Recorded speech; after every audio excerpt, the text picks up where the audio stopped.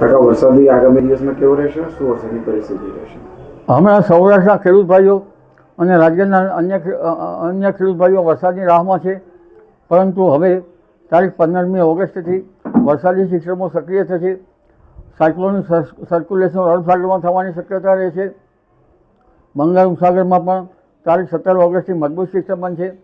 એટલે અરબ સાગરની સિસ્ટમના કારણે તારીખ 19, 20, 21, 22માં દક્ષિણ સૌરાષ્ટ્રના ભાગોમાં ભારેથી ધીમારો વરસાદ થવાની શક્યતા રહે છે. આ ઉપરાંત 17 ઓગસ્ટવાળી સિસ્ટમ લગભગ 19, 20માં મધ્યપ્રદેશ અને ગુજરાતના ભાગોમાં આવતા ગુજરાતના કેટલાક ભાગમાં ભારેથી અતિભારે વરસાદ થવાની શક્યતા રહે છે.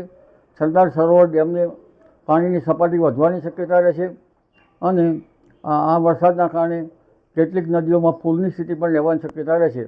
વરસાદ મહીસાગરના ભાગો, વડોદરાના ભાગો, અમદાવાદ ગાંધીનગરના ભાગો, ભરૂચના ભાગો, જંબુસરના ભાગો, સાતપુરાના ભાગો, નવસારી સુરતના ભાગો, આવરણના વલસાડના ભાગો, આ ભાગોમાં ભારે વરસાદ થવાની શક્યતા રહે છે. કેટલાક ભાગોમાં ભારેથી અતિભારે વરસાદ થવાની શક્યતા રહે છે.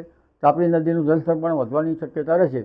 આ ઉપરાંત ઉત્તર ગુજરાતના ભાગો, પાટણ, સમી હારીજ અને મહેસાણા ભાગોમાં વરસાદ થવાની શક્યતા છે. કચ્છના ભાગોમાં ભારે વરસાદ થવાની શક્યતા રહે છે. રાજકોટ અને ઉત્તર સૌરાષ્ટ્રના ભાગોમાં કેટલાક ભાગોમાં ભારે વરસાદ થવાની શક્યતા રહે છે. સાબરકાંઠાના ભાગોમાં ભારે વરસાદ થવાની શક્યતા રહે છે. પંચમહાલના કેટલાક ભાગોમાં ભારે વરસાદ થવાની શક્યતા રહે છે.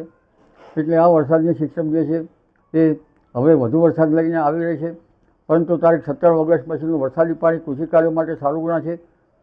30મી ઓગસ્ટ પછીનું વરસાદી પાણી કૃષિ પાકો માટે સારું ગણાતું નથી. એટલે ખેડૂત ભાઈઓ કૃષિ કાર્યો ખરાબ થઈ કરવા સારા રહે. એટલે હવે વરસાદની સ્થિતિ છે એ 13-14માંથી MGO ફેઝ 2માં આવતા રાજ્યના ભાગોમાં વરસાદી સિસ્ટમો સક્રિય થશે. ખેડૂત ભાઈઓ ચિંતા કરવાની જરૂર નથી.